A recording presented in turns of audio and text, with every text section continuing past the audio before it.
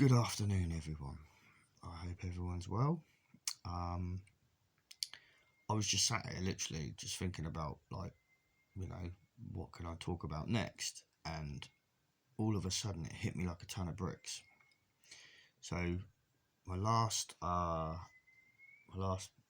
post I did about my friend Paul Warnock, who passed away 20 years ago. And I go to Paul's a lot, and he looks after me. If I ask him for help, I get help. So it made me think about ghosts. Does anyone believe in ghosts? Anyone got Can you put in the comments anything you've ever seen? I'm going to tell you a couple of stories. Right, my first story.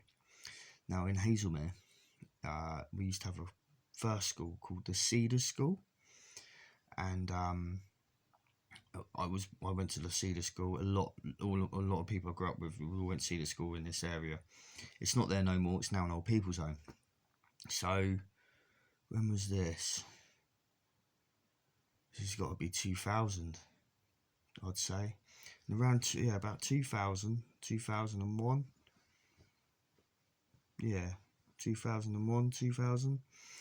The school was shut down. It was completely empty. There was still bits and bobs in there, but most of it had been taken out. There was tables and chairs. A few were left around in the classrooms and stuff. And me and Greg Combrink and Guy Combrink, they were two of my very good friends back in the day. They were in a band called Feud. I used to go around with them all the time. It was a school night, so there was no school kids out. There was no it was literally, Hazelmere is a pretty dead area. You don't get many people out and about. It's police cars, you hardly ever hear a police car come up here. Helicopters, you hardly hear. So anyway, me and Greg and Guy, we decided to break into the school, where we broke in, and there was we broke into the canteen. Now I don't know if you remember, but back in the day there was you had the slats of glass, and you pulled a lever down and they opened up. Well, we pulled them out, basically pulled the bits of glass out, and we climbed in. And we walked around the school. We went to the school hall. We went to where the headmistress's office was, the staff room, and then back to the canteen where we'd climbed through. And there was a little store cupboard, and we've sat in the store cupboard, and we had like an 8-pack of Fosters and a couple of joints of hash. And we sat in this store cupboard, and there was like a wooden storage unit behind us, which had been taken apart. So it's just slats of wood behind us. We've lit the candle because there's no electricity in the school. It's shut down. We lit the candle, and the candle's there, and it's flickering in the room. It's kind of spooky, I'm not going to lie. And we just sat there, opened up our Fosters, just rolled up a J, had a smoke, had a drink, just having a little chat. We were there for 20 minutes, half hour. And then all of a sudden, there was this almighty bang at the top of the corridor, which was the back entrance of the school, which led to the other classrooms. So, obviously, I heard this bang, and at first I thought it was just my ears playing up on me. And then you heard it again, and this time, Greg and Guy stopped talking, and I was like, well, hang on a minute, I'm not hearing things. And then the banging noise was coming down the corridor towards the store cupboard we're in. So bang, bang, bang, bang, getting louder and faster, coming towards us. Now, at this point, we are absolutely bricking it. I ain't gonna lie. But as it's coming down the corridor, Greg's blown the candle out. So we're in complete darkness. And all three of us are heavy breathing because we're scared. And then all of a sudden,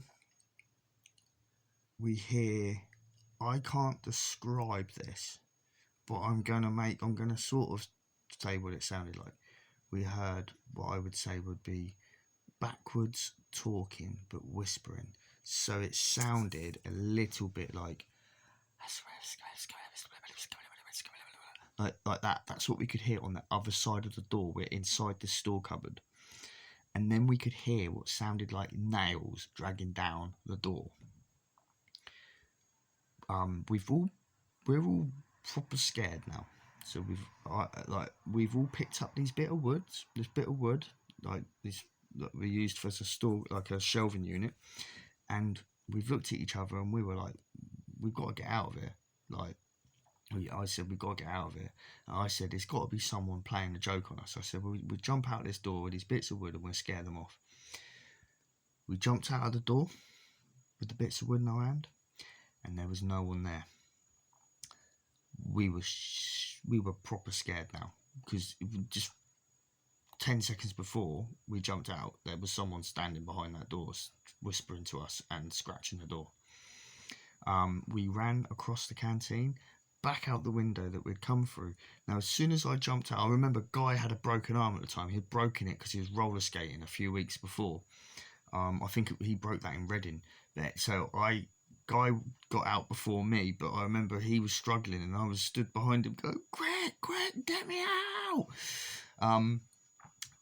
As soon as I've got out, so Greg's gone first, then Guy, then me. As soon as I've got out, I've looked up in the sky, and it's a full moon above the school, and the clouds were flying over us, like literally, like super speed, super light speed. Like, I've never seen them move so fast in my life. I was like, what the hell is going on? Literally, what the hell is going on? So we ran back to Mary's Mead, where I lived. And that was that encounter. There's another one I'll tell you on the same road. On the same road as where Paul Warnock, well, not the same road, the road next to where Paul Warnock is buried. It's Four Ashes Road, and it was quite a while ago. It was about a year ago, maybe, something like that. So I was driving down there, coming back home one night, and there was a motorbike behind me. And this motorbike kept getting really close to the back of me, and I was getting a bit wound up because I was like, "What is this bloke doing? What's he trying to prove? He's going to crash into the back of me and fall off." And then, so I look in the mirror, and he's there, driving. I can see the headlight behind me in the mirrors, and then I look back in the mirror. Headlight's gone. There's nothing behind me. There's no turning. Like, I was doing 40 miles an hour. So if the guy would have turned behind me into a driveway, let's say, he would have been driving into a driveway at 40 miles an hour on a motorbike. Well, he probably would have crashed. And then literally about 4 months ago, I was driving down the same road, and I hadn't been to visit Paul for quite a while because it was winter. Very cold, wet and muddy up the graveyard. So I was going past the road that leads to the graveyard, and as I was just going past, there was an almighty bang on the back of my windscreen, like someone had punched my windscreen. And when I looked in the mirror, my windscreen wiper was facing outwards, like someone had pulled it out. When I left to do that journey, my windscreen wiper was against the window. When I was driving down that road, it was fake. Someone had pulled it out while I was driving, doing 40 miles an hour. I can't explain any of that apart from there is something from the other side. The motorbike, my windscreen wiper being pulled out, and the big bang on the back window, I think that was Paul telling me to go and see him. And the school. Now, the school was horrific because that was something else. And also the thing about that school, it used to be a manor house. Now, Hazelmere, all our roads are named after the people that lived in their manor house. You've got Tom's Turn, Ralph's Retreat, Mary's Mead, Robert's Ride, Claude's Close. They're all people that back in the 1800s, 1900s, they lived in a manor house where them schools are built, part school and middle school. So maybe it was one of them lot that was just trying to scare us off out the school, because we shouldn't have been in there. We broke in there, even though it was derelict. We shouldn't have been in there. But anyway, that's three little stories about my encounters with ghosts. So If any of you guys have seen anything like that, please leave your comment. Please leave a comment down below, and I will love to read it, and I will get back to you. Anyway, thank you very much for listening. That's it for today. I'm off. Enjoy the rest of your day. Peace, love, speak to you soon.